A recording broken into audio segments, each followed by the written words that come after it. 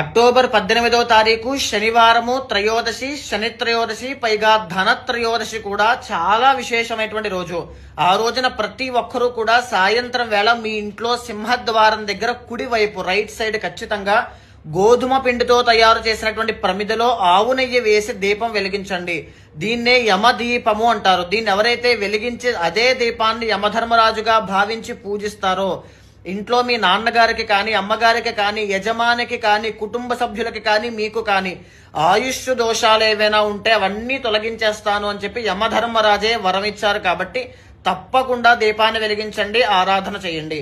ఇక ఎడమ వైపున అదే రోజున సాయంత్రం వేళ రాగి చెంబు కానీ, రాగి బింది కానీ తీసుకుని అందులో నీళ్లు వేసి ఉత్తరేణి ఆకులు, తులసి ఆకులు వేసి ఆ బిందినే ధన్వంతరి స్వామిగా పూజించడం వల్ల ఇంట్లో దీర్ఘకాలిక ఆరోగ్య సమస్యలు రాకుండా ఇంటెల్లపాది ఐశ్వర్యంతో ఉండేటట్టుగా ధన్వంతరి స్వామి యొక్క అనుగ్రహం వల్ల అన్నీ దక్కుతాయి.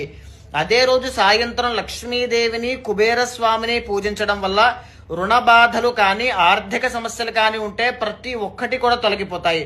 నేను ఒక పైన మంత్రాన్ని పెడుతున్నాను, ధన్వంతరి స్వామికి సంబంధించింది, లక్ష్మీదేవికి సంబంధించింది. ఆ మంత్రాన్ని సాయంత్రం వేళ 108 సార్లు జపం చేయండి. 100% రిజల్ట్ అనేటువంటి